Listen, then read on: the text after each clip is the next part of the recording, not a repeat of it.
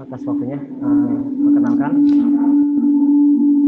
nama saya Denny. Saya bekerja di PT Cokro Bersaudara Sangatta Indo. Tanggal lahir adalah alamat lahir saya Samarinda, tanggal 26 Juni 1982. Pendidikan terakhir saya S1 Manajemen Operasional Ekonomi. Saat ini posisinya sebagai apa, Pak? Bekerja, Pak? Saya senior marketing, Mbak. Kalau boleh tahu, Cokro Bersaudara Sangatta Indo ini bergerak di bidang apa nih, Pak? Bergerak di bidang fabrikasi dan permesinan. Oke, fabrikasi dan permesinan. Oke, di copy. Silakan selanjutnya, Pak. Pak Arifin, silakan, Pak.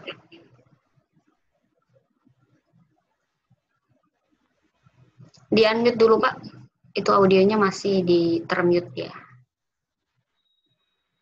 Di bawah. Oke.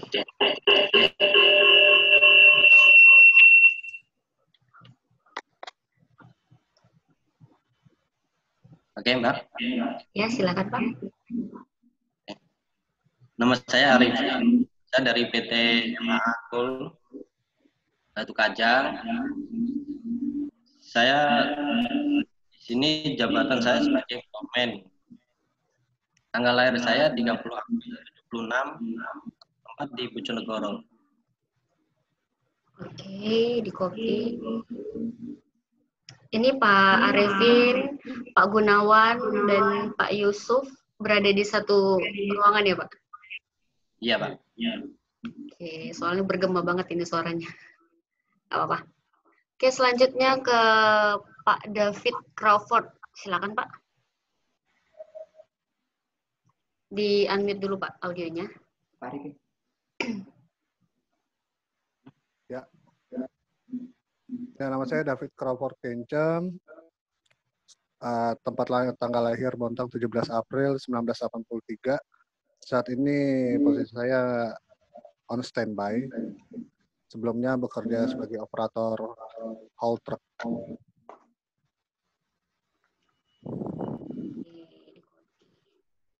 Selanjutnya, ini Cokro Bersaudara, Pak.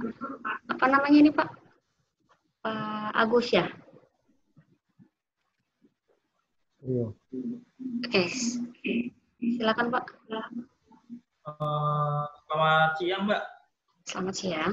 Ya, Mbak. Perkenalkan, nama saya Surya Putrono. Tempat tanggal lahir Banjarnegara 31 Januari, Mbak. 1992. Untuk kondisi sekarang masih aktif, Mbak. Untuk jabatan sekarang masih manajer workshop, Mbak. Manajer workshop. Oke, baik, di copy. Selanjutnya Pak Ilham Syam. Silakan, Pak.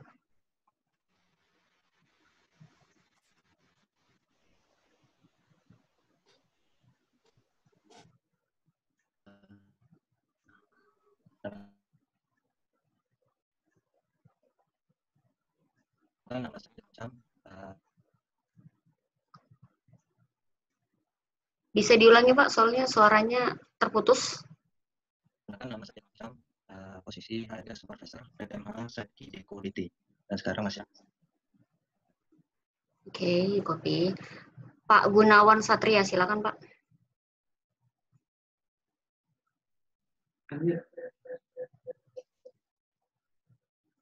Tes. Oke, di copy, Pak. Assalamualaikum warahmatullahi wabarakatuh. Selamat siang.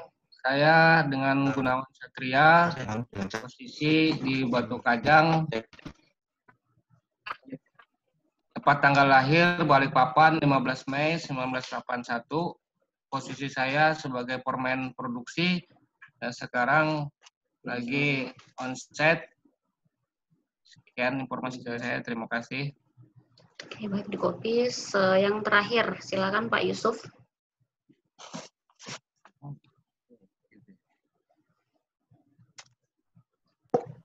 Oke, semangat pagi. Assalamualaikum warahmatullahi wabarakatuh. Nama saya Yusuf. lahir di Balikpapan, tanggal 21 bulan 7 1981. Posisi saya di kerjaan sebagai foreman operasional. Posisi sekarang di Anset. Oke, terima kasih buat perkenalannya. Jadi hari ini tuh kita belum masuk materi tuh Pak. Hanya kita bahas terkait SKKNI untuk PUP. Dan besok baru kita akan masuk materi dua topik. Pertama terkait tugas dan tanggung jawab seorang PUP dan juga peraturan dan regulasi untuk K3 bidang pertambangan. Nah, di hari ketiga kita akan masuk ke materi yang sudah saya share di grup deh, Pak. Sudah ada di share di grup. Terus saya ingin bertanya mengenai pengisian APL, apakah ada kesulitan Bapak-Bapak sekalian? Aman-aman, sudah terisi semua itu. Oke, untuk yang dari MH 4 peserta, mungkin karena kemarin di join di grup itu agak sedikit ketinggalan, nanti akan saya share lewat Japri masing-masing ya Pak ya. Dan juga beserta materinya, sepertinya belum ada dapat ya Pak? Yang dari MHA.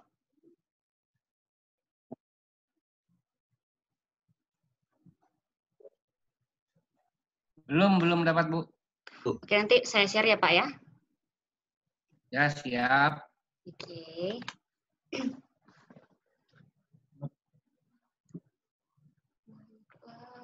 Bisa diaktifin nggak Pak videonya masing-masing, kita mau absen hari ini Pak?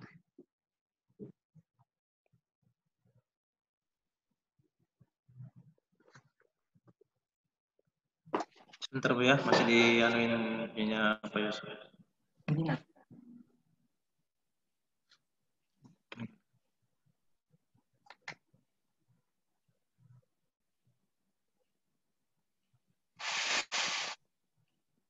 Oke, besok juga sebelum kita mulai di jam yang sama akan ada pretest.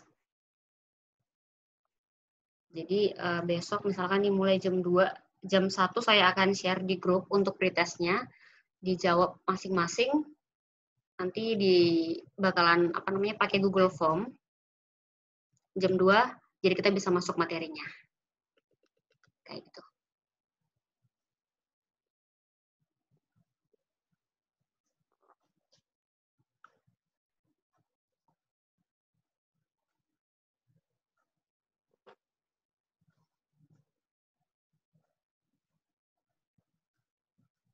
Jadi untuk pengawas operasional pertama sendiri, SKKNI-nya itu ada di SKKNI 43 tahun 2016. Nah, untuk skema pengawas operasional sendiri ada 3 tingkatan. Pengawas operasional pertama, pengawas operasional media, dan pengawas operasional utama. Nah, untuk pengawas operasional pertama, untuk kualifikasinya adalah seorang tenaga kerja jika minimal pendidikannya adalah SMA ataupun sederajat, minimal sudah berpengalaman bekerja di tambang 8-10 tahun. Kalau misalkan pengalaman pendidikan terakhirnya adalah D3, 2 tahun atau 1 tahun berjalan, dan apabila S1, 6 bulan sampai 1 tahun. Untuk mengambil skema POM ataupun pengawas operasional media harus sudah memiliki sertifikat POP minimal 1 tahun sejak diterbitkannya sertifikat tersebut. Dan untuk POU minimal telah POM juga 1 tahun setelah diterbitkannya atau setelah ditandatangani oleh direktur dari LSP-nya. Oke, untuk POP sendiri ada 8 unit kompetensi yang harus dimiliki. Ini akan kita bahas nih. Ada di SKKNI 43 2016. Yang pertama, melaksanakan peraturan perundangan terkait keselamatan pertambangan. Jadi sembari kita bahas sedikit nih, keselamatan pertambangan itu ada 2 bagian. Ada yang bisa memberikan statement terkait itu, Pak? Kalau yang sudah baca-baca materinya.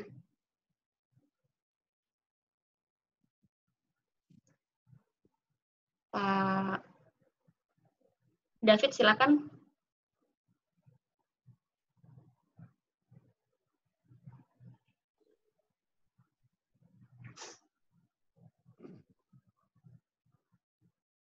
Oke.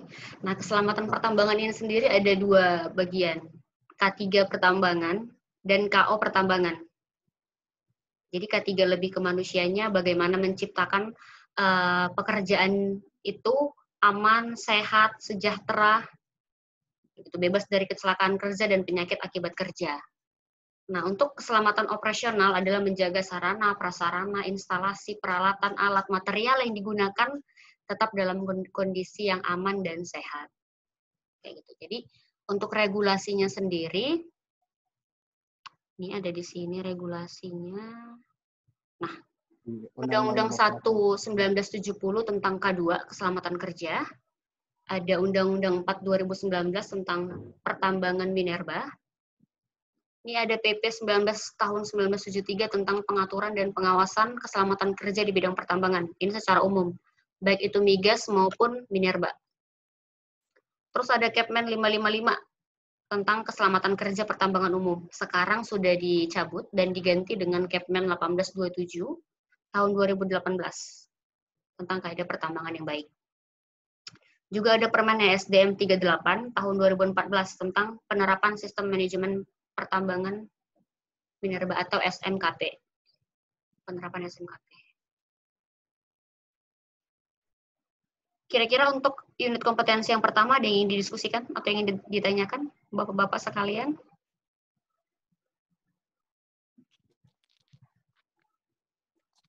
Kalau ada yang ditanyakan boleh ngeklik ikon raise hand atau bisa langsung meng-unmute audionya masing-masing dan langsung memberikan pertanyaan ataupun diskusi seperti itu. Oke, untuk unit kompetensi yang kedua, melaksanakan tugas dan tanggung jawab keselamatan pertambangan pada area yang menjadi tanggung jawabnya. Berarti untuk unit kompetensi yang kedua ini lebih seperti apa sih tugas dan tanggung jawab seorang pengawas operasional? Nah, untuk tugas dan tanggung jawab baik itu pengawas operasional, KTT, PJO, PTL, pengawas teknis, nah itu ada di Kepmen 1827 tahun 2018 lampiran 1. Itu ada di lampiran 1 yang nanti akan kita bahas di pertemuan selanjutnya. Ini bagi yang udah baca materinya. Ada berapa tuh Pak tugas dan tanggung jawab seorang pengawas operasional? Pak Suryo silakan Pak.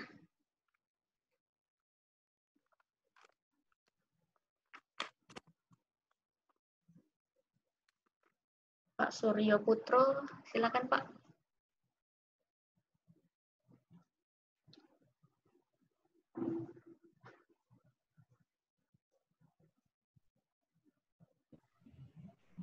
Iya, Mbak. Oke, gimana Pak? Untuk tugas dan tanggung jawab seorang pengawas operasional. Yang pertama tuh Mbak, bertanggung jawab kepada KTT atas keselamatan kerja tambang itu sendiri Mbak. Yang kedua melaksanakan inspeksi, pengujian dan juga pemeriksaan. Nah, yang ketiga bertanggung jawab atas keselamatan, kesehatan, dan kesejahteraan semua orang yang ditugaskan kepadanya. Dan selalu membuat laporan Mbak, yang harus ditandatangani dia Mbak. Oke, benar. Jadi untuk tugas dan tanggung jawab pengawas operasional itu sendiri, nah ada dituangkan di lampiran 1, Kepmen 1827. Itu 4 tadi, bertanggung jawab kepada KTT atas keselamatan kerja bawahan yang ditugaskan kepadanya, melakukan pemeriksaan, pengujian, dan inspeksi, membuat laporan dan menandatangani terkait inspeksi, pemeriksaan, dan pengujian yang dilakukan, dan terakhir memastikan keselamatan, kesehatan, dan kesejahteraan semua tenaga kerja yang ditugaskan kepadanya. Oke.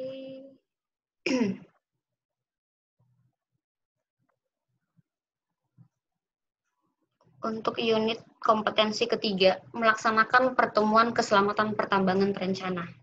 Jadi lebih ke bagaimana membuat atau menyusun komunikasi K3 terkait pertambangan. Nah, untuk pertemuan keselamatan pertambangan terencana ini ada 3 scope. Yang pertama itu ada yang sering disebut dengan safety talk ataupun safety briefing, ada safety meeting, dan ada lagi yang scope lebih besar safety committee meeting. Ini elemen kompetensi yang pertama menyiapkan pertemuan keselamatan pertambangan terencana. Nah, mulai dari rencananya seperti apa, topik untuk pertemuan hari itu apa, peserta-peserta yang akan mengikuti pertemuan ataupun meeting, siapa saja, di bagian mana saja, materi pertemuan saat itu apa, alat penunjang pertemuannya, metode presentasi, dan urutan pelaksanaan atau rundown kegiatan tersebut. Oke. Setelah menyiapkan, ada yang namanya melaksanakan, ataupun eksekusi dari susunan yang telah dibuat. Selanjutnya yaitu tahap evaluasi. Apakah ketika pelaksanaan sesuai dengan urutan pelaksanaan ataupun urutan rundown acara yang telah dibuat di awal. Nah, ketika memang tidak sesuai atau ada beberapa hal, satu atau dua hal yang tidak tereksekusi dengan baik, nah perlu dievaluasi. Jadi kedepannya ketika akan melaksanakan pertemuan keselamatan pertambangan terencana selanjutnya, nah, dapat mengalami progres seperti itu.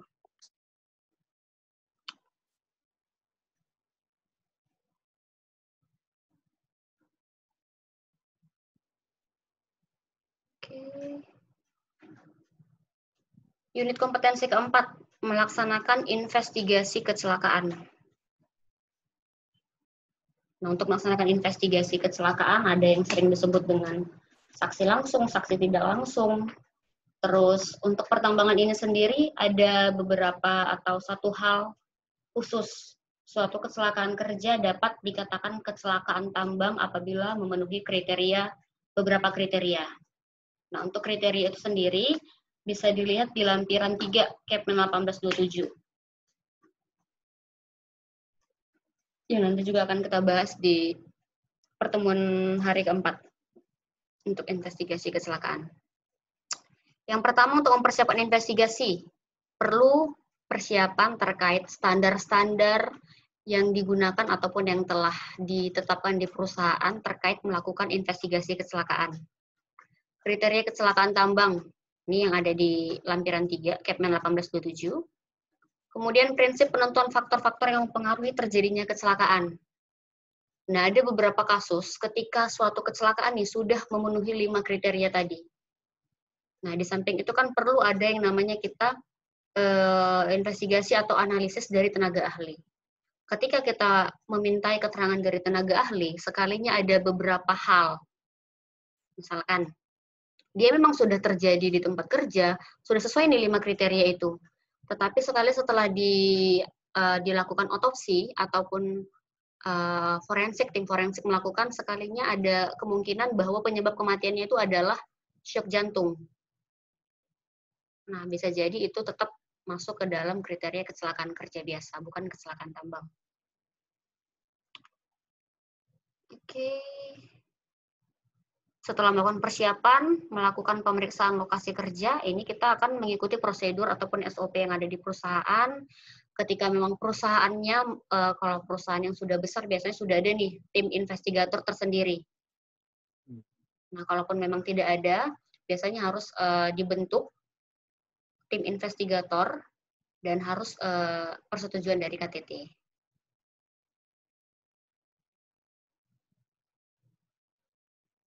Kemudian setelah dilakukan investigasi, melakukan wawancara terhadap saksi langsung dan saksi tidak langsung.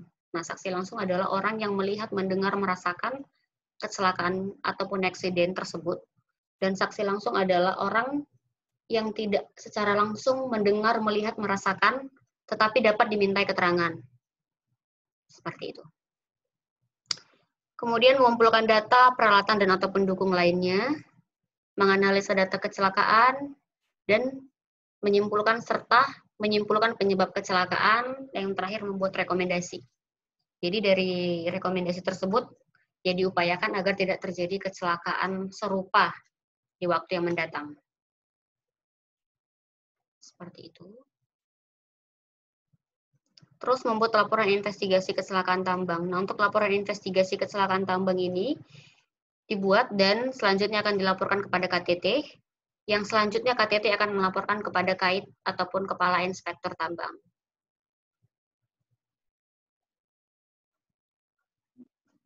Oke. Untuk unit kompetensi kelima, melakukan identifikasi bahaya dan pengendalian risiko. Atau sering disebut dengan melakukan yang namanya penerapan manajemen risiko. Manajemen risiko mulai dari mengidentifikasikan bahaya-bahaya, potensi bahaya apa saja yang ada di tempat kerja, kemudian melakukan penilaian risiko dengan cara evaluasi risiko dan juga analisis risiko. Setelah itu lanjut ke penanganan atau pengendalian dengan memberikan rekomendasi sesuai dengan hierarki kontrol. Yang selanjutnya melakukan komunikasi terhadap semua departemen ataupun bagian yang terkait, dan tindak lanjut manajemen yang kelima. Begitu. Untuk metode-metodenya akan kita bahas di pertemuan selanjutnya nanti. Jadi kita akan bahas secara kulit-kulit aja sih Pak hari ini.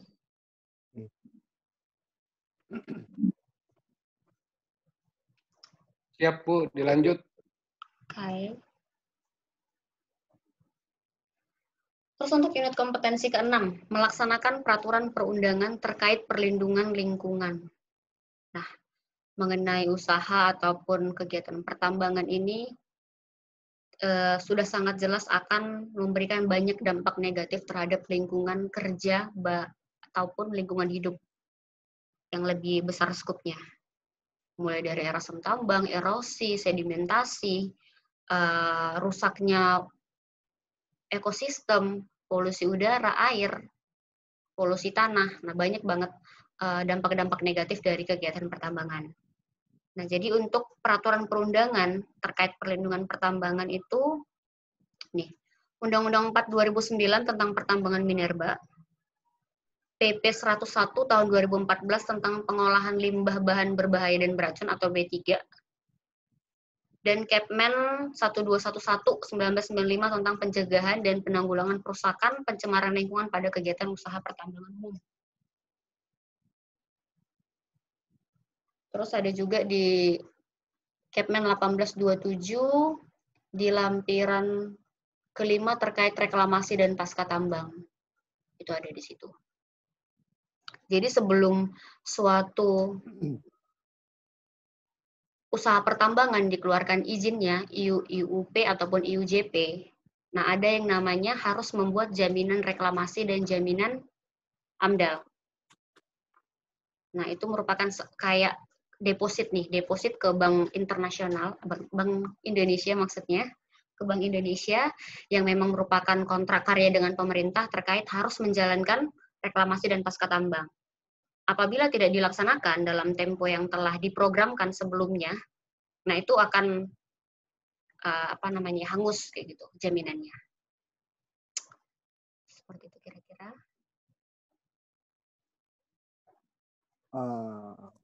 Pak? Oke, silakan Pak David, ada yang ingin ditanyakan atau yang ingin didiskusikan? Ya, ini kalau Di-unmute dulu Pak, suaranya Pak. Halo? Iya, gimana Pak? Dia bisa di... Ya. Kira-kira gimana Mbak kalau untuk materi yang saat ini kita sandingkan materi dari luar itu bisa mencakup di dalam skupnya juga kan ya? Maksudnya gimana Pak?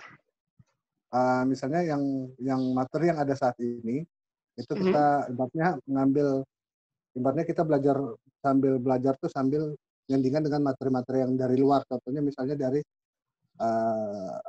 langsung dari Minerba itu sama aja kan Mbak ya, nggak masalah ya? Nggak masalah Pak. Kalau misalkan kita pengen kupas nih, Kepmen 1827 itu kan terlalu panjang dan terlalu lama. Oh betul, betul. Jadi nanti saya share aja terkait permennya itu, nanti bisa dibaca masing-masing. Kalau pertemuan selanjutnya nih, misalkan kita lagi bahas pertemuan peraturan K3 pertambangan, ada beberapa materi ataupun beberapa bagian nih dari regulasi tersebut yang kurang dimengerti, kita bisa diskusikan di Zoom ini gitu Pak. Oke, makasih. Oke, kita lanjut. Untuk unit kompetensi ke-7, melakukan yang namanya inspeksi.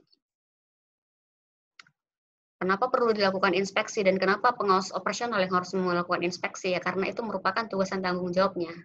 Kembali ke tugasan tanggung jawab seorang pengawas operasional adalah melakukan inspeksi. Nah, langkah-langkah melakukan inspeksi itu seperti apa? Pertama, persiapan. Mulai dari orang-orang yang terlibat dalam inspeksi tersebut, checklist, dan juga form-form yang diperlukan untuk melakukan inspeksi, SOP, terus tempat ataupun objek yang akan diinspeksi, alat ukur yang akan digunakan, nah, itu semua harus dipersiapkan di awal. Selanjutnya melakukan inspeksi. Melakukan inspeksi sesuai dengan SOP ataupun standar yang sudah dibakukan di perusahaan, terus menilai semua tindakan tidak aman ataupun kondisi tidak aman yang ada, melakukan pengukuran ataupun penilaian, selanjutnya membuat laporan. Nah, membuat laporan ini sendiri, itu tidak ada baku dari ESDM ataupun dari Minerba, tidak ada. Itu pure kembali ke kebijakan perusahaan mau buat seperti apa. Tetapi yang pasti di laporan inspeksi itu harus ada orang yang melakukan inspeksi, harus ada penanggung jawab area, pengawas yang verifikasi, terus temuan-temuan, apa rekomendasi, itu harus ada di laporan inspeksi. Setelah membuat laporan, ada yang namanya pemantauan tindak lanjut hasil inspeksi. Jadi biasanya di laporan inspeksi itu, ketika memang kita menemui yang namanya temuan, baik itu mungkin dalam skala minor, moderat, ataupun major, nah kita akan buat penanganan seperti apa. 1, 2, 3, kita berikan rekomendasi penanganan. Kemudian akan ada di kolom selanjutnya itu, untuk jadwal perbaikan dan aktualnya apa. Nah misalkan nih kita ingin menjadwalkan 2 minggu lagi, atau 2 hari lagi. Nah aktualnya kapan kita laksanakan? Nah kita isi di situ. Ketika memang ada rekomendasi yang belum dapat diaktualisasikan, nah kita bisa nanti meninjau apa kira-kira permasalahannya, apa kira-kira kekurangan atau kendalanya seperti apa. Nah itu biasanya akan dirapatkan, yang akan dikomunikasikan, gitu. Oke. Yang terakhir itu melaksanakan analisis keselamatan pekerjaan pertambangan. Untuk elemen yang pertama, menginventarisasi tugas-tugas yang belum mempunyai analisis keselamatan pekerjaan. Jadi, semua kegiatan, semua aktivitas baru harus di-list nih, harus didaftarkan, harus dibuat list untuk dibuatkan yang namanya SOP. Nah, misalkan apabila kegiatan-kegiatan tertentu yang memang urgent untuk dilakukan, tapi SOP belum ada, bisa digantikan dengan JSA biasanya. Digantikan dengan JSA. Terus yang kedua, menentukan metode analisis keselamatan pekerjaan. Apakah menggunakan metode observasi atau diskusi, atau keduanya. Nah, ketika kita ingin menganalisis keselamatan pekerjaan dengan metode observasi dan diskusi, nih kita bisa langsung observasi ke lapangan bagaimana seorang tenaga kerja melakukan aktivitas pekerjaannya. Atau diskusi dengan tenaga ahli ataupun tenaga teknis yang memang sudah kompeten. Kayak gitu. Atau ketika memang hanya diskusi saja, berarti kita memang diskusi langsung ke pengawas yang memang sudah kompeten, bagaimana sih melakukan suatu pekerjaan itu yang aman. Nah, ada 2 cara, metode observasi dan diskusi ataupun diskusi. Terus yang ketiga, menentukan pekerjaan yang akan dianalisis. Nah, biasanya dengan apa saja sih pertimbangannya terkait faktor kekerapan sesuai dengan penilaian resiko, faktor keparahan dan faktor kemungkinan. Jadi dengan kita membuat yang namanya matriks resiko, kalau pernah tahu nggak Bapak sekalian matriks resiko? Nah, dengan matriks resiko kita bisa melihat nih aktivitas-aktivitas apa saja yang memiliki probability kemungkinan terjadi. Misalkan dalam setahun kemungkinan terjadi 4-5 kali. Jadi kita bisa lihat nih, eksiden ini bisa terjadi 4-5 kali. Apa sih sebenarnya penyebabnya, apa sih? Nah, kita bisa analisis, kita buatkan, atau kita revisi. Misalkan sudah ada tuh SOP, tapi kemungkinan masih sering terjadi kecelakaan serupa. Berarti kita harus revisi lagi kira-kira untuk mencari tahu apa penyebab yang lebih pasti dan untuk merekomendasikan pengendaliannya ke depannya seperti apa. Terus menguraikan langkah-langkah kerja. Ya ini tadi dengan apa? Biasanya untuk menguraikan langkah-langkah pekerjaan itu dengan si JSA tadi, Job Safety Analysis. Jadi JSA itu adalah form tertulis nih atau dokumen tertulis yang di dalamnya menguraikan langkah-langkah suatu pekerjaan pada satu aktivitas dan mengidentifikasikan kemungkinan potensi bahaya yang ada, apa resiko yang mungkin terjadi, dan bagaimana penanganan atau pengendaliannya. Itu dia JSA. Terus mengidentifikasikan potensi bahaya. Nah, potensi bahaya ini sendiri setiap wilayah usaha tambang itu pasti beda-beda potensi bahayanya. Setiap aktivitas pun pasti berbeda-beda. Misalkan untuk di bagian operator itu pasti beda dengan yang diproduksi, dengan yang di office itu pasti beda-beda. Untuk identifikasi potensi bahayanya.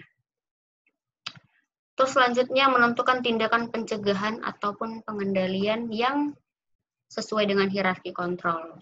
Kalau di pertambangan lebih sering dikenal ada primary control, secondary control, tertiary, dan APD. Tapi kalau misalkan secara umum, ada eliminasi, substitusi, engineering control, administrasi, dan APD. Kira-kira sampai di sini ada yang ingin didiskusikan Bapak-Bapak sekalian? Kalau ada yang didiskusikan atau yang ditanyakan, boleh langsung unmute audionya masing-masing.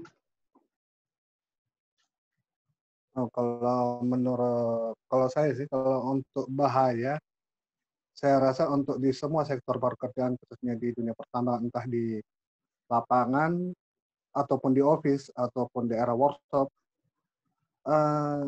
kurang lebih sama-sama mengintai, sama-sama diintai maut juga. Tergantung bagaimana kita mengeliminasi suatu bahaya tersebut untuk juga mengurangi dampak resiko dari bahaya tersebut, kan begitu. Nah, kalau di tambang yang saya hadapi, itu sangat kompleks sekali. Jadi, di saat kita bekerja untuk menentukan satu titik bahaya untuk dieliminasi, muncul bahaya yang lain.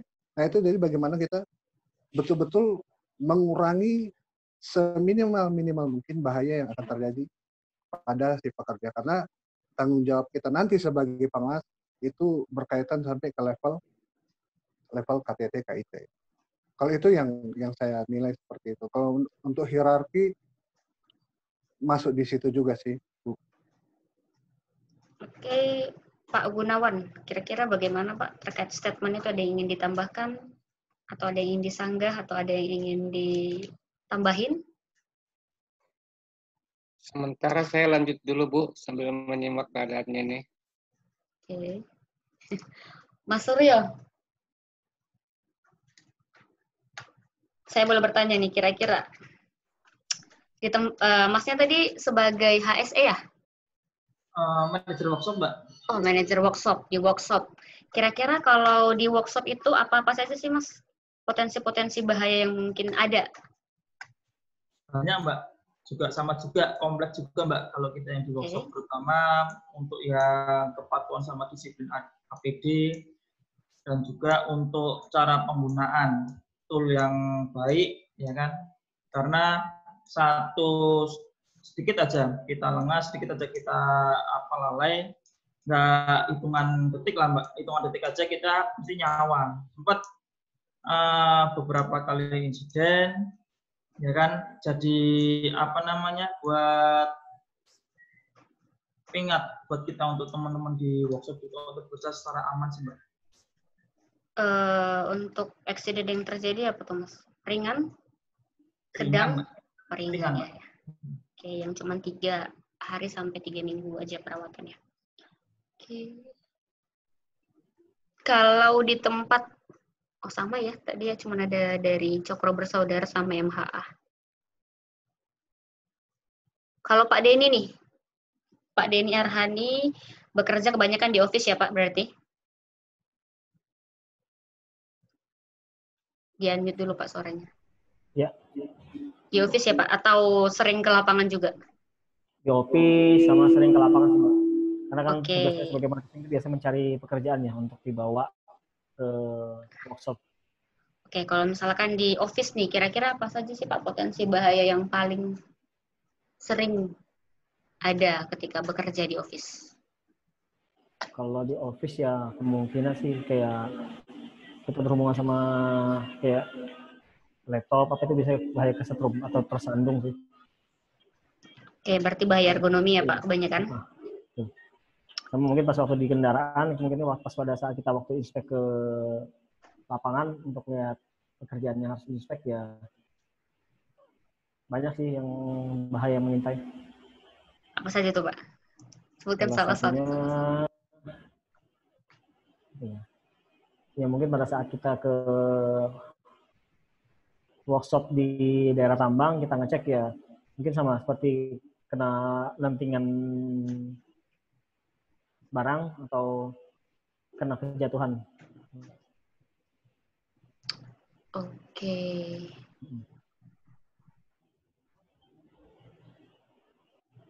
Kira-kira ada lagi yang didiskusikan terkait 8 unit kompetensi untuk skema pengawas operasional pertama.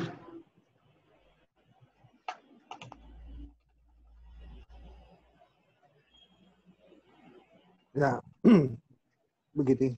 Mungkin dari teman-teman yang sudah jadi pengawas atau pernah jadi pengawas atau yang akan menjadi pengawas, terkadang di saat kalau yang berkaitan dengan 8 unit kompetensi yang ada, kita sebagai pengawas atau ya yang memegang sertifikasi POP nanti, itu yang saya lihat dari pengalaman, di mana seorang pengawas itu kebanyakan cenderung lari ke arah perusahaan. Jadi tidak cenderung ke pekerja. Jadi bagaimana mereka tidak tidak mendukung, padahal si karyawan A itu sudah mengeluhkan misalnya, Pak, ini tire nomor 5 dan 6 atau 3 dan 5 ini sudah tidak layak untuk dipakai. Tapi dari menurut opsi operator tersebut, wah ini sudah sakit saya Pak, tidak enak saya bawa. Nah nanti giliran sudah tidak mau bawa unit lagi, si operator lah yang dicap. Wah ini malas, ini seperti ini, seperti ini. Nah mungkin ke depannya kita nanti sebagai pemegang sertifikasi untuk punya anak buah, mungkin hal-hal yang seperti ini yang kita harus perbaiki. Karena satu yang paling masalah, karena yang paling tinggi itu adalah aset paling mahal adalah karyawan itu sendiri. Di bawahan kita itu yang paling mahal. Itu kalau saya sih, itu nanti ke depannya kita harus ya lebih cenderung melihat satu sisi, jangan hanya melihat satu sisi yang lain, tapi melihat juga satu sisi yang lain. Itu gitu sih. Oke, ada yang ingin memberikan argumen? Yang sudah menjadi pengawas atau yang memiliki anak buah peserta hari ini siapa aja nih Bapak sekalian?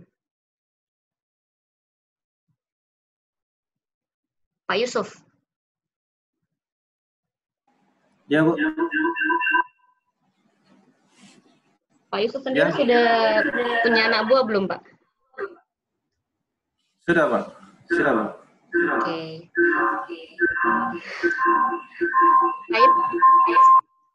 Statement Pak David Crawford yang mengatakan kebanyakan pengawas itu lebih pro ke manajemen daripada kepada bawahannya.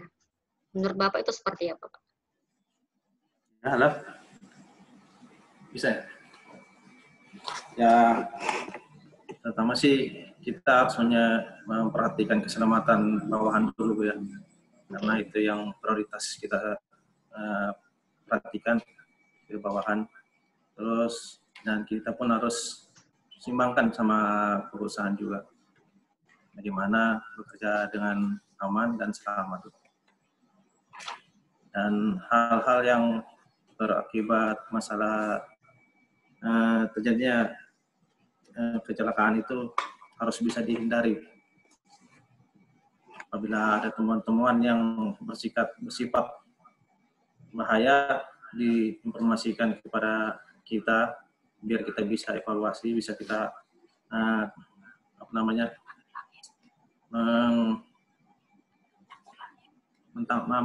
menanggulangi bahaya-bahaya yang ada di sekitar lingkungan kerja, Bu. Oke, baik. Pak Arifin.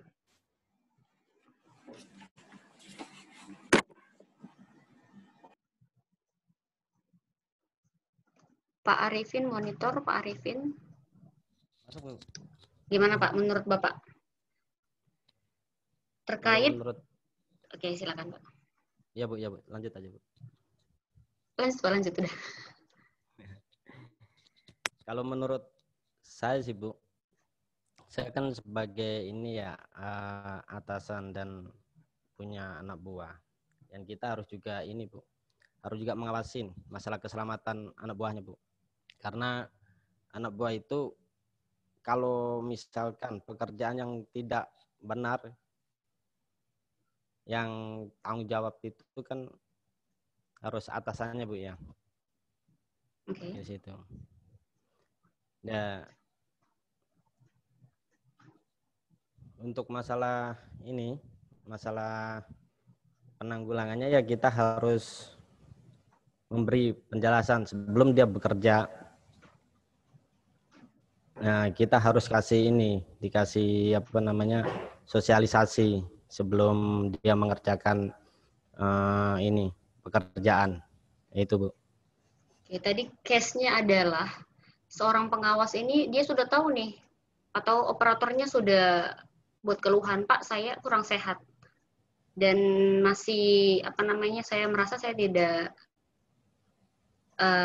nggak proper lah untuk bekerja hari ini, tapi pengawasnya tetap suruh kerja. Itu sih tadi kayaknya case-nya, Pak.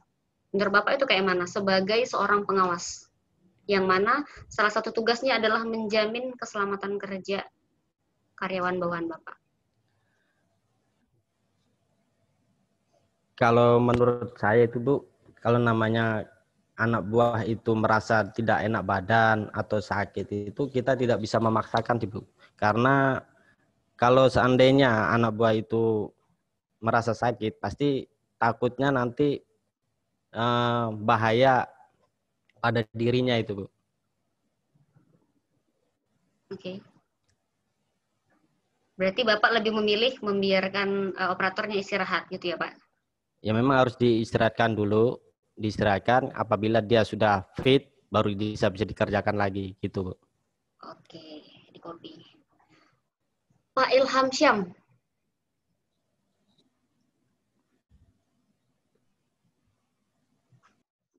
Iya Bu. Gimana Pak menurut Bapak Pak? Silakan Pak berikan pendapat dan argumennya. Jadi gini Bu, saya kan pengawas di office ya.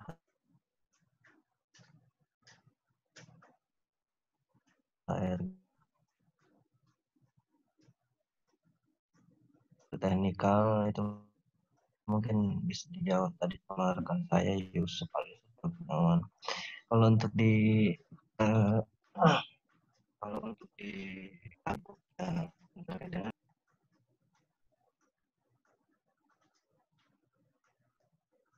Gimana Pak, suaranya benar-benar nggak kedengeran. Di Bapak sekalian kedengeran nggak suara Pak Ilham? Putus-putus sih.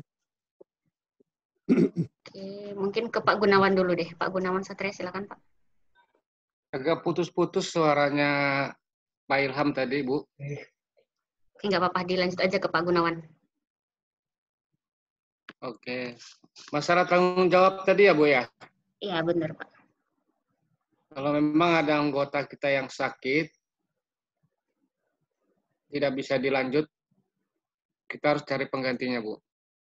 Dan kita tetap membawa anggota kita yang sakit ke klinik terdekat, agar keselamatan dan kesehatan semua karyawan itu bisa terlaksana dengan baik. Kalau itu pendapat dari saya, Bu, sebagai seorang pengawas di lapangan. Oke, di copy. Kalau Pak Suryo, silakan Mbak.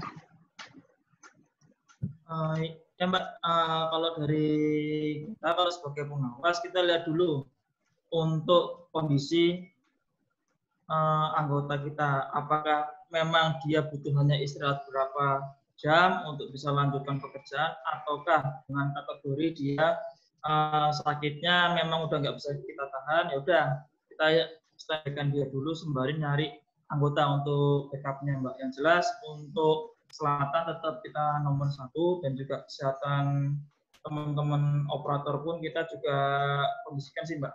Jadi nggak kita paksa kalau memang dalam kondisi tidak fit ya kita tidak paksakan untuk bisa operasi Mbak. Oke, di copy. Pak Dini Arhani. Silakan gimana Pak menurut Bapak? Ya. Mungkin kalau untuk anggota kita yang kurang fit sangat berpengaruh sekali ya Mbak ya untuk masalah pekerjaan. Makanya di sini kita bahas kan untuk K3LH, jadi keselamatan kesehatan kerja dari karyawan itu sendiri. Walaupun memang dia sakit atau kurang fit, ya lebih baik kita istirahatkan dulu. Karena sangat berbahaya bagi diri dia sendiri dan orang lain. Jadi kita harus pastikan dulu anggota kita yang bekerja itu apakah dia memang betul-betul sakitnya hanya butuh istirahat atau memang sakit kalau tidak bisa bekerja, ya kita harus siapkan penggantinya untuk melaksanakan pekerjaannya tersebut. Oke. Jadi kesimpulannya nih menurut saya ya Pak David, apabila memang seorang pengawas lebih pro kepada manajemen daripada kepada bawahannya, itu merupakan pengawas yang tidak kompeten. Nah, kembali lagi, kompetensi itu sebenarnya apa sih? Adalah seseorang yang memiliki pengetahuan, dia juga punya kemampuan ataupun kompetensi, dan punya yang ketiga itu attitude. Nah, jadi seorang pengawas itu yang paling mengerti tuh semua bawahannya, yang paling mengerti proses kerja, yang paling mengerti ya semualah yang ada di lingkungan bawahannya. Kayak gitu. Ketika memang sudah dari operatornya sih yang bilang kurang sehat atau mungkin ada sedikit gangguan atau apa. Nah, langkahnya yang kita lakukan adalah kita mungkin bisa melihat nih, kita bawakah ke klinik atau ke paramedis yang ada di perusahaan. Nah, dicek apakah mungkin karena kurang tidur atau apa sebagai macam. Nah, kalau memang sudah keadaannya seperti itu, seorang pengawas ini punya wewenang untuk memberhentikan pekerjaan itu. Kalau misalkan memang harus, namanya juga kejar target produksi misalkan, ya kita cari backup-nya. Kayak gitu, jangan dipaksakan karena dari operator sendiri sih sudah mengatakan dia tidak mampu. Ya, bagaimanalah kita sebagai seorang pengawas mengkomunikasikan dengan manajemen. Karena selain dari 3 kompetensi tadi, seorang pengawas itu diharapkan menjadi seorang mediator, perpanjangan tangan antara manajemen dengan bawahan. Gitu. Apapun kondisi yang ada di lapangan dengan bawahan, dengan operator, nah pengawas ini harus bisa menyampaikan dengan tidak seperti mengkambing hitamkan. Gitu. Jadi harus bisa win-win solution lah, kayak gitu, menyampaikan ke manajemen seperti apa. Itu sih Pak David. Kalau memang pengawas seperti itu bisa disimpulkan kalau pengawas yang tidak kompeten. Pengawas yang mungkin dia cuma pengawas nih, tapi dia belum pernah kali ikut POP, jadi dia tidak menyadari tugas dan wewenangnya, tugas dan tanggung jawab sebagai pengawas operasional itu apa. Yang mana salah satunya adalah menjamin keselamatan kerja. Keselamatan nih, menjamin keselamatan orang yang ada di bawahnya. Begitu Pak David. Iya, karena memang seperti itu yang selama ini saya temui melalui rekan-rekan kerja ataupun ya pokoknya rekan-rekan kerja di satu kru atau satu departemen itu mengatakan, wah ini sudah tidak benar kayak gini nih, kita kerja bukan untuk hari ini saja tapi melainkan kerja untuk jangka panjang, kan seperti itu. Benar. Nah, jadi kata-kata itu kita berusaha lontarkan. Karena saya pun sudah pernah merasakan bagaimana susahnya menjadi seorang pengawas. Jadi terkadang dihimpit, jadi di atas ngepres, bawah pun ikut ngepres. Jadi sekarang tinggal bagaimana kita mengambil space tapi tidak merugikan perusahaan, tidak merugikan juga pada karyawan itu sendiri. Iya benar. Ya itu tadi tugas dan tanggung jawab dari seorang pengawas. Kayak gitu. Mungkin Mas Gunawan mungkin merasakan kali itu ya Mas ya, Mas Gun. Susahnya itu di press dari atas, di press juga dari bawah, itu setengah mati rasanya. Siap Pak, itu memang sering terjadi sebagai tugas kita pengawas Pak. Tapi tetap keputusan kita yang ngambil, bagaimanapun tanggung jawab dan keselamatan anak buah adalah yang utama, Pak. Ah, sip. Percaya. Berarti jadi Pak Gun, kita sama-sama ya Pak Gunnya. Pekerja itu adalah aset yang paling prioritas, Pak. Ya karena Harga mati. Jadi Mas, betul. Jadi selama ini kan yang insiden-insiden yang terjadi adalah semua dikategorikan lari ke penyebab paling tinggi adalah human error. Itu paling tinggi sekali. Yang lain-lainnya kayak berupa alat, alam itu cuma sekian persen saja. Nah itulah, jadi kadangkala kita berusaha menyikapi apa yang bawahan kita sampaikan, kita berusaha jalankan. Berusaha, oh ya, kalau gitu istirahatnya ya. Nanti di satu sisi, wah di saat technical meeting atau di saat meeting weekly, itu akan jadi pembahasan. Pasti itu akan jadi pembahasan. Kita jadi pengawas itu akan seperti apa ini sudah caranya. Di satu sisi ini punya keluarga, punya anak, mungkin punya masa depan atau punya impian. Di satu sisi lah saya juga punya keluarga lah. Kalau kita ngikutin apa yang perusahaan mau, wah bisa-bisa cacat karena masalah ergonomis, karena kecapean atau segala macam, itu pasti akan terjadi. Dan semua pasti tetap akan larinya ke pekerja di bawah kita. Dan itu sudah pernah dirasakan juga. Mungkin teman-teman dari Cokro Bersaudara, Mas Denny, sama Mas Ben atau sama Mas Ilham pasti merasakan hal seperti itu. Ya. Kira-kira ada lagi yang ingin didiskusikan?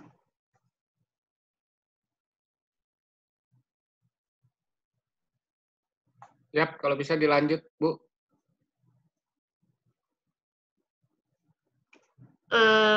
Hari ini tuh kita Pak memang cuma bahas SKKNI dan BNSP aja. Besok baru kita masuk materi, Pak.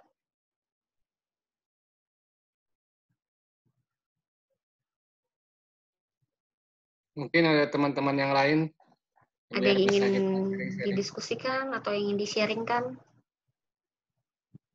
Nah, kalau tadi masalah Mas Gun, yang itu biasa kalau yang mungkin lebih baiknya, kalau karyawan yang betul-betul sudah tidak bisa dilanjut, mungkin dipulangkan bagusnya sih. Bagusnya dipulangkan saja. Supaya tidak menimbulkan orang ini sakit kok, kenapa masih di site? Orang ini kok ini akan menimbulkan mungkin lebih bagusnya dipulangkan. Iya Pak, Pak David, saya sangat setuju dengan dipulangkan, tapi tetap kita memakai alur dari suatu kegiatan. Nah, jadi keputusan kita pulangkan itu kita atas dasar dari pemeriksaan di klinik setempat, klinik yang ada di site kita. Kalau klinik menginformasikan pulang, berarti wajib dipulangkan. Tapi kalau klinik menyerahkan keputusannya kepada kita yang mengambil keputusan pulang atau tidaknya. Tapi kalau bagi saya, tetap saya pulangkan karena biar dia bisa istirahat di rumah. Begitu. Betul. Iya sih. Bagusnya memang begitu. Ada juga nih case, Pak. Jadi tenaga kerja yang operator lah dibilang operator. Jadi dia kurang tidur. Nah, ketika nih mau toolbox meeting, jadi ditanya, sehat belum? Sehat nggak hari ini? Cukup tidur nggak? Nah, dia bohong. Dia bohong, dia bilang sehat, dia bilang tidur cukup. Nah, ketika dia mengoperasikan alat berat, terjadi eksiden. Nah, yang disalahkan pengawas. Gimana menurut Bapak-Bapak sekalian terkait kasus itu? Untuk kasus seperti itu bukan hal yang kita tidak bisa tutup-tutupi. Mungkin dari seperti Pak Gunawan atau Pak Denny, Pak Ilham atau Pak siapa kan yang cukup bersaudara ini pasti akan merasakan seperti itu. Pasti di saat itu kan kita kan mengisi lembar checklist lah, lembar checklist. Biasa lembar checklist atau di saat fingerprint itu suruh ngisi fatigue check. Biasa jumlah jam tidur berapa, jam tidur hari ini, tidur kemarin, baru sudahkah Anda siap bekerja hari ini, ya atau tidak, atau apapun itu. Itu biasa sudah terekam melalui sistem yang sudah berjalan. Tapi semua kembali pada operator atau si pekerja itu. Kalau pekerja itu mengatakan, saya fit Pak, padahal dirinya sudah tidak karu-karuan di dalam, mungkin ada masalah keluarga atau masalah apapun. Jadi bukan hanya karena ngantuk, semuanya dari si operator. Tapi itu akan, si operator itu tidak akan salah. Cuma pengawas pasti akan ikut ditarik dalam proses investigasi tersebut. Ya. Jadi kalau misalkan tadi case-nya seperti yang pertama, memang si operatornya nih sudah yang memang benar menginformasikan kalau dia tidak sanggup bekerja, dia sedang sakit. Nah, dan yang kedua case-nya, dia sakit nih, cuma dia tidak jujur kepada pengawasnya. Dia bawa alat, dan akhirnya eksiden. Kira-kira Bapak-Bapak ini sebagai pengawas, apa upaya yang bisa Bapak-Bapak lakukan ke depannya untuk menghindari hal atau keadaan kejadian tersebut? Pak Cokro sih, Pak Surya silakan Pak. Pak Suryo. Ya Mbak. Iya Bu. Wah. Stabil Pak, internetnya. Ibu Elizabeth. Oke, silakan Pak. Terkait ada kelolosan dalam hal yang seperti itu, tergantung untuk kita investigasinya. Yang pertama, dari investigasi pertama yang memang menunjukkan nggak kalau memang kelalaian di operator tidak jujur. Kalau memang di sistem itu sudah bagus, baik dia sebelum masuk, setelah pinjer yang tadi dimaksud sama Pak David ya, terutama untuk pengisian checklist perorangan, tinggal nanti di sistem yang kita kuatin aja sih Bu. Karena insiden atau kelalaian dan juga keselamatan ya terutama, kita nggak bisa anggap enteng itu Bu. Kalau memang lalai, dia butuh istirahat, walaupun curi-curi dari kita sebagai pengawas, dengan kondisi dia merasa tidak enak, atau dia pengen kerja, tapi dari pengawas sendiri kita tidak bisa melihat antara operator sakit, operator sehat, itu kan kita sudah punya triknya sendiri sih Bu. Cuman tinggal sistem yang kita buat ini harus kita upgrade lagi sih, terutama untuk meminimalisir dari insiden yang disebut fatality atau fatal ke humannya Bu. Oke. Atau kalau misalkan zaman sekarang loh, dengan yang namanya perkembangan iptek yang revolution 4.0, banyak ada beberapa perusahaan yang sudah kayak alat beratnya itu sudah terintegrasi ke sistem pusat. Nah, jadi kita bisa nih melihat ketika ada operator yang menguap, nah terus langsung bisa ada kayak alert gitu, alarm bahwa ini si operatornya ngantuk. Nah, ada yang sekarang kayak gitu. Gak usah sebut merek lah nama perusahaannya, oke. Atau yang kedua bisa dengan memfasilitasi tenaga kerja dengan jam yang sekarang bisa menghitung denyut nadi. Nah, jadi dengan memakai jam itu, secara sistem nih bisa mengukur si pekerja ini tidurnya cukup atau enggak. Nah, dengan pakai itu. Ya, tapi kembali lagi, dengan menerapkan yang namanya iptex itu sendiri, butuh budgeting yang lumayan. Betul. Nah, kembali lagi sih, semua kebijakan, banyak program-program yang bisa dilakukan untuk menjamin keselamatan kerja, kesehatan kerja. Apalagi sekarang yang memang udah revolution industry 4.0 gitu kan. Cuman kembali lagi manajemen, kebijakan manajemen seperti apa. Karena itu adalah berbicara terkait biaya dan budget.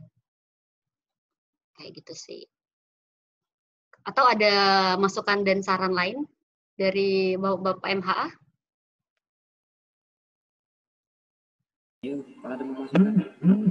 Ya, selamat pagi, Bu. Ya, sudah siap Pak sekarang, Pak. Semangat pagi katanya, Bu. Oh, semangat ya, semangat pagi. Oke. Semangat. Oke, Pak. Ya. Jadi semangat kita dalam ini ya.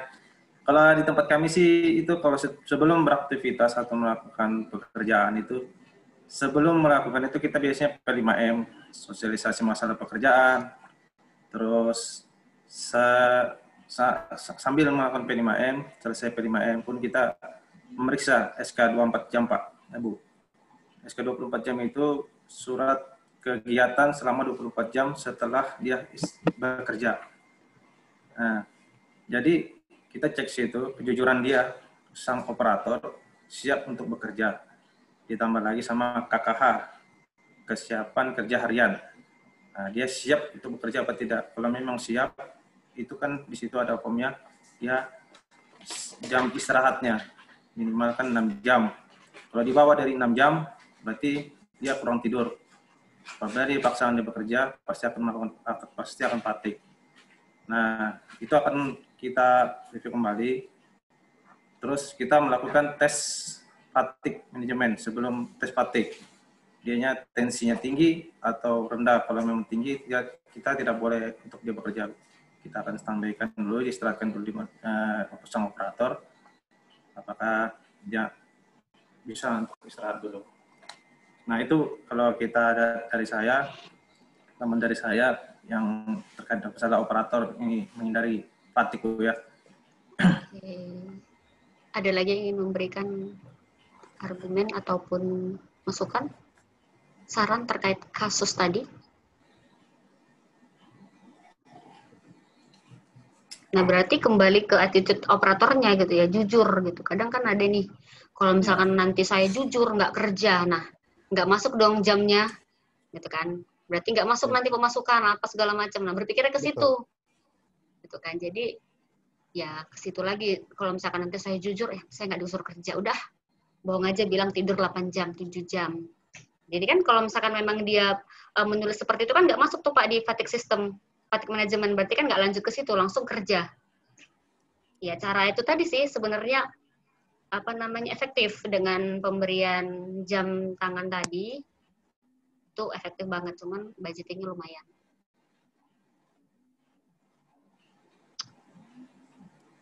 Ya kalau ini sih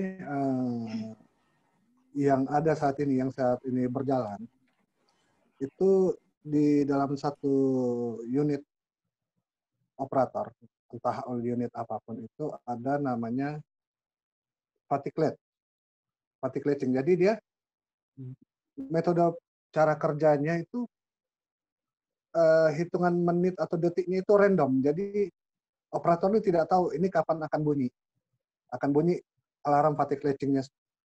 Jadi dia di saat muncul bunyi alarm fatigue letting itu akan muncul di atas itu muncul misalnya kadang gambar kucing. Di atas gambar kucing, gambar-gambar di bawahnya itu misalnya ada gambar kura-kura, kucing, sama singa. Nanti harus dicocokkan mana yang cocok di gambar itu. Misalnya si operator pencet misalnya tekan si kura-kura. Itu akan ada namanya fatigue level 1, level 2, level 3, fatigue level 2, level 1, level 2, level 3. Itu akan seterusnya. Itu bukannya jadi mengalihkan fokus si operatornya, Pak? Misalnya tiba-tiba Betul. muncul, dia lagi mengoperasikan, dia terkejut nih, malah jadi accident dong. Enggak, karena memang seperti itu sistemnya. Memang seperti itu. Jadi tergantung sebelum sistem itu masuk kan sudah harus kita sosialisasikan dulu. Dan Oke, sudah kan ada tadi namanya, kan seperti statement Bapak itu random tuh. Nah, misalnya nih lagi fokus nih dia ngendarain apa gitu kan alat berat, tiba-tiba muncul gambar itu. Dia shock gitu kan, kaget. Gimana dong kalau kayak gitu, Pak? Kurang efektif dong berarti. untuk itu kembali ke operatornya. Kan kalau unit kan tidak harus laju-laju kan. Di dalam tambang kan sudah ada batas kecepatan minimal maksimal. Ya. Nah, jadi kalau dia sudah kondisi laju, terus mata sudah kurang-kurang 5 watt, kita sebagai pengawas pasti sudah bisa membaca loh kenapa di satu unit ini laju terus. Nanti kita cocokkan di jam saat kita bekerja saat itu mengawasi. Kalau di atas jam 12 sudah seperti itu, sudah nggak karu-karu, mungkin bisa di stop. Satu unit itu kita parkir, kita tanya ada apa. Nanti kita cocokkan di fatigue monitoring karena itu kan langsung terhubung ke namanya itu main control, langsung terhubung di main control, kita bisa cocokkan. Itu yang kalau tadi menurut Mbak Elis katakan. Oke, di copy. Kira-kira ada lagi yang didiskusikan Bapak-bapak sekalian?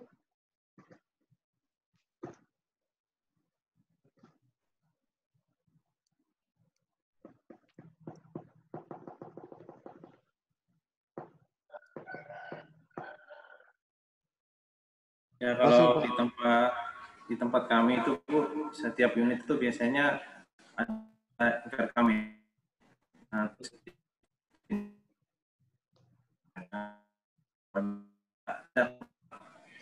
melakukan tindakan tidak aman, itu kita akan panggil supaya tidak melakukan lagi ke depannya.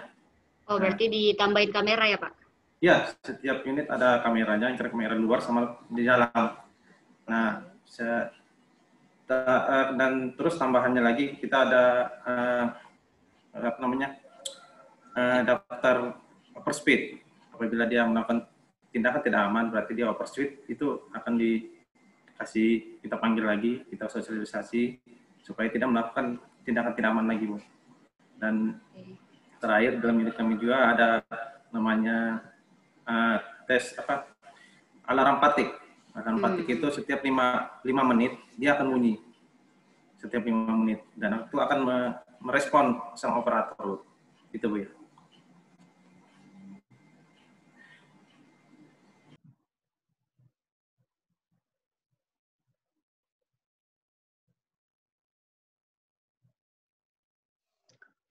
Misalkan nih ada kasus lagi. Jadi sudah nih dikasih pemaparan, safety talk, weekly talk terkait bagaimana mengoperasikan alat berat yang baik dan benar, bagaimana cara kerja yang baik dan benar. Ada nih satu operator ataupun satu pekerja yang melakukan pelanggaran. Kira-kira Bapak sebagai pengawas apa tindakan-tindakan yang harus dilakukan?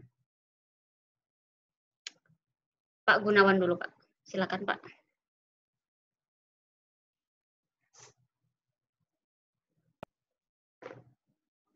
Siap.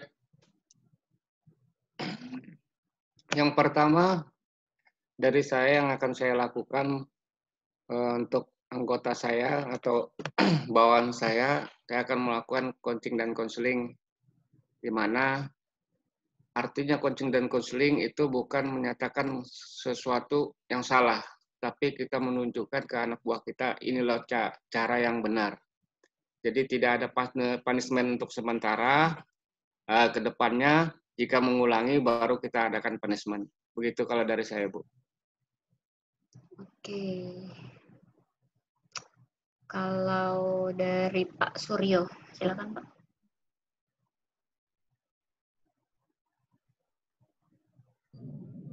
Ya Bu, kalau terjadi pelanggaran kita lihat dulu. Yang pertama memang kita coaching dulu. Nah, dilihat jenis pelanggarannya ringan, berat, atau sedang. Dan juga dari pelanggaran itu berdampaknya apakah menimbulkan bahaya buat dia sendiri dan juga tool atau perlengkapan yang difasilitasi sama perusahaan itu. Baru kalau memang disengaja dan tidak disengaja, kalau disengaja langsung kita punishment di tempat situ. Jadi kita lihat dari pelanggarannya dulu aja. Oke. Jadi untuk ketika ya emang kembali lagi nih ke case pelanggaran apa yang dilakukan, sengaja atau tidak. Misalkan nih memang dia tidak sengaja.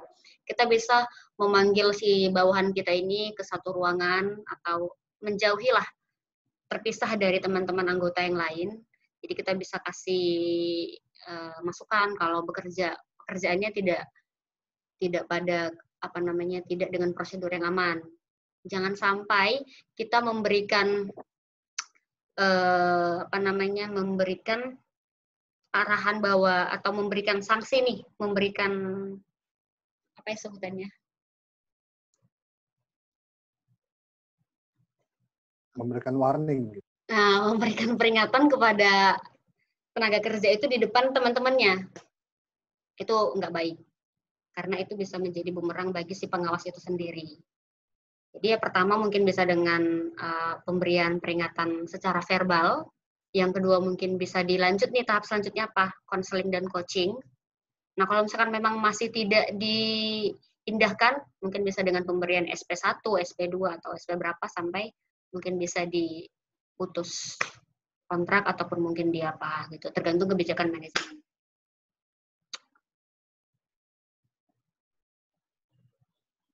Oke, ada yang ingin memberikan tambahan, sanggahan, masukan, saran, atau statement apa? Kayaknya sama aja sih untuk case-case yang sudah sering terjadi atau yang sudah lewat itu biasa ya akan memang seperti itu. Mungkin katakanlah kita sekarang posisi taruh di level direct supervisor. Direct supervisor itu kita tidak bisa memberikan warning langsung di situ, kita tidak bisa. Yang memberikan warning itu adalah level di atas supervisor, seperti level superintendent atau section head, itu yang bisa memberikan apakah si operator ini atau si pekerja ini cukup diberikan verbal atau mungkin coaching saja atau warning 1 atau warning 2, tergantung dari ya itu kembali tergantung dari apa yang sudah terjadi dari karyawan itu, entah dia insiden tabrak tanggul kah atau menghilangkan satu barang atau properti perusahaan, itu bisa diambil dari seperti itu. Itu pun tidak bisa serta-merta, oh ini langsung warning 2, nggak bisa. Seperti itu. Jadi itu masih dilihat lagi seberapa parahkah kasus ini atau seberapa beratkah pelanggaran ini dari si karyawan si A, si B, si C, dan si C. Itu biasa kita juga pendekatan juga secara psikologis juga sih.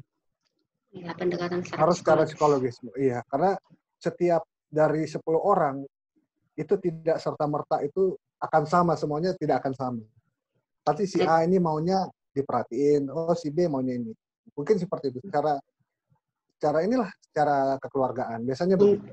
Mungkin lebih ke seorang pengawas itu harus punya yang namanya soft skill leadership atau kepemimpinan. Betul sekali. Nah, itu yang Pak.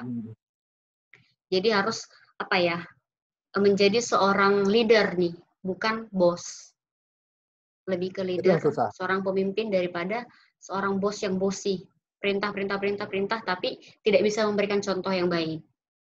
Jadi ya, harus memang punya inilah jiwa pemimpin yang baik, yang besar gitu. Jadi bisa menilai karakter dari bawahan-bawahannya.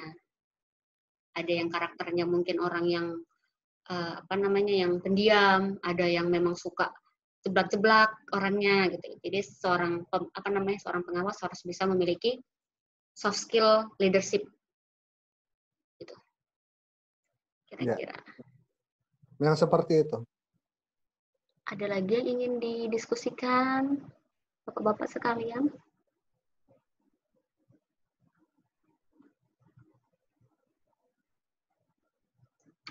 Oh, Mbak, saya tambahan, bisakah di saat besok sudah mulai penyampaian materi, kita ada coffee break? Coffee break? Oh, boleh. Boleh, Pak, boleh. Kan mana tahu ada yang pingin minum kopi, ada yang pingin ngapain. Oke, biar boleh. Nggak terlalu tegang penyerapannya. Oke, siap, Pak. Jadi besok jam 1 akan saya share di grup untuk pretestnya, jadi dijawab. Nanti kan langsung terinput tuh di Google Form. Nah, jam 2 kita mulai materi. Jam 1 ya, oke. Oke, kalau memang tidak ada lagi yang didiskusikan hari ini, pertemuan kita sampai di sini. Terima kasih atas partisipasinya, Bapak-bapak sekalian. Besok kita akan bertemu lagi di ruang yang sama, di jam yang sama. Terima kasih atas perhatiannya hari sore ini. Selamat sore. Sudah bisa live dari ruangan ini, Bapak-bapak sekalian.